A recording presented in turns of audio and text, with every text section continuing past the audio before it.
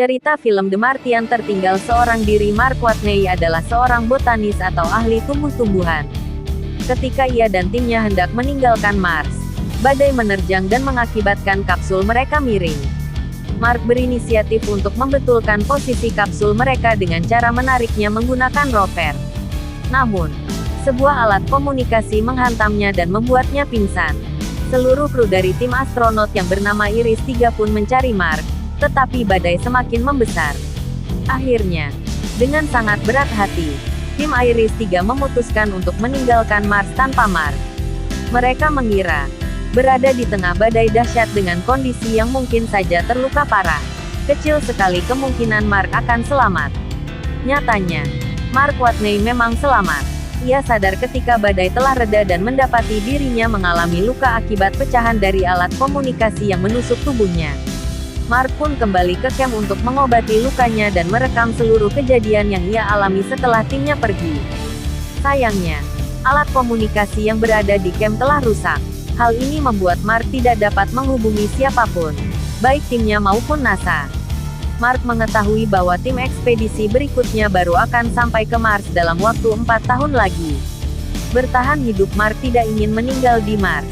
Ia bertekad untuk tetap hidup sampai saat tim ekspedisi berikutnya, yaitu tim Iris 4, tiba. Maka, ia pun mulai mengecek semua hal yang ada di sekitarnya dan memetakan apa saja yang ia butuhkan untuk bertahan hidup selama 4 tahun ke depan. Setelah memperhitungkan semua yang ada, Mark Watney mendapati ia memiliki persediaan makanan yang semula untuk 6 orang. Ia dapat memanfaatkan sumber daya tersebut untuk dirinya sendiri selama 400 sol, sekitar 1 tahun ke depan. Sedikit informasi. 1 sol di Mars kurang lebih sama dengan 1 hari di bumi. Lalu, bagaimana dengan 3 tahun berikutnya? Sebagai ahli dalam bidang botani, Mark berniat untuk memproduksi sumber makanannya sendiri. Ia menemukan kentang dalam camp tersebut dan memutuskan untuk menjadikannya sumber makanan. Mark mulai beraksi. Ia membersihkan panel surya dan menjadikan satu ruangan dalam camp sebagai lahan. Mark menggunakan kotoran kru Iris 3 yang dari tempat dalam kemasan pembuangan khusus sebagai pupuk. Ia pun membuat air dengan cara mengekstrak hidrogen dari hidrozin dan membakarnya menggunakan oksigen. Meskipun sempat mendapat insiden karena salah perhitungan, Mark tidak menyerah. Akhirnya, pada sol ke-54, ia berhasil. Sebuah tunas kentang mulai tumbuh di ladang buatannya. Komunikasi sementara itu, di bumi, prosesi pemakaman Mark baru saja selesai. Akan tetapi, seorang direktur program NASA bernama Vincent Chiwetel Ejiofor masih ingin mengecek kondisi terbaru di Mars karena ia merasa ada kemungkinan Mark masih hidup. Memasuki sol ke-70, Mark mulai memikirkan tim Iris 4 yang akan datang 4 tahun lagi. Ia memperhitungkan di mana lokasi mereka akan mendarat dan berapa jaraknya dari lokasi dirinya berada saat ini.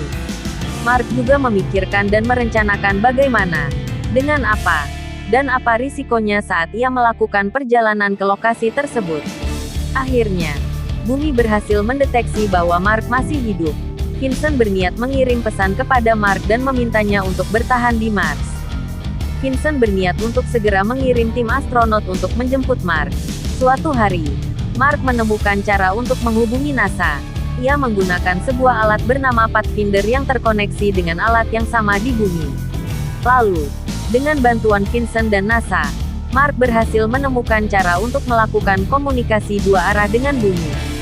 Setelah berkomunikasi, Mark merasa kecewa. Ia kecewa karena setelah mengetahui dirinya masih hidup, bumi tidak memberitahukan hal itu kepada tim Iris 3. Kegagalan dan harapan waktu terus berlalu.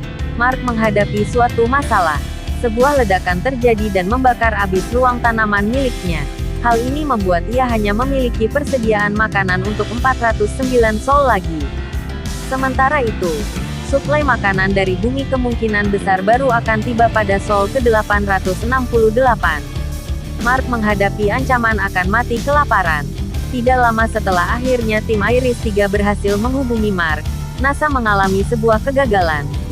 NASA berniat meluncurkan roket untuk menyelamatkan Mark, tetapi roket tersebut meledak. Hal ini terjadi karena NASA mengabaikan uji kelayakan terhadap roket tersebut. Berita kegagalan NASA ini sampai ke Cina. Sebuah organisasi yang mirip NASA di Cina pun memutuskan untuk mengirimkan sebuah roket yang mereka miliki demi membantu misi penyelamatan Mars. Di sisi lain, seorang staf astrodinamika bernama Rich Purnell Donald Glover menemukan cara untuk menyelamatkan Mars.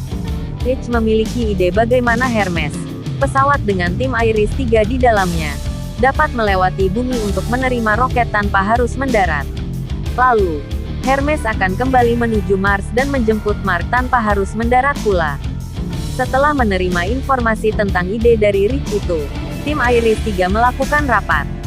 Seluruh anggota tim sepakat untuk ikut dalam misi ke Mars, menjemput Mark Watney. Di saat yang sama, Mark memikirkan bagaimana cara untuk meluncur keluar atmosfer Mars agar Hermes dapat menangkapnya pada saatnya nanti. Pada Sol ke-461, Mark Watney bersiap melompat keluar atmosfer Mars. Tim Iris 3 dengan Hermes bersiap untuk menangkap Mark. NASA pun terus memantau. Mindy Park Mackenzie Davis, seorang petugas satelit komunikasi, memastikan pergerakan Mark tetap sesuai jadwal. Seluruh dunia menyaksikan siaran langsung momen penyelamatan Mark Watney ini. Penjemputan Mark Watney. Mark menggunakan kapsul yang telah lama berada di lokasi pendaratan Iris 4 untuk meluncur keluar atmosfer Mars. Sayangnya, terjadi kendala yang menghambat Mark dan membuatnya pingsan di tengah-tengah peluncurannya. Melissa Lewis Jessica Chastain, kapten tim Iris 3 bersiap untuk menjemput Mark.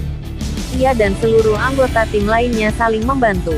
Setiap orang mengerahkan kemampuan terbaiknya.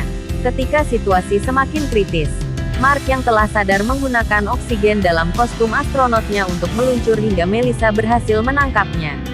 Misi pun sukses. 5 tahun telah berlalu sejak peristiwa itu. Sebagian anggota tim Iris 3 telah pensiun, kecuali seseorang bernama Rick Martinez Michael Pena. Mayor Rick Martinez mendapatkan lisensi untuk mengikuti misi ke Mars bersama tim Iris 5. Dalam ekspedisi ke planet merah itu, NASA kini bekerja sama dengan CNSA, Badan Antariksa Cina. Di akhir film, Mark Watney menjadi seorang instruktur di NASA. Ia bertugas mengajar para astronot muda. Mark memberi pembelajaran tentang bagaimana cara bertahan hidup dengan memanfaatkan sains atau ilmu pengetahuan.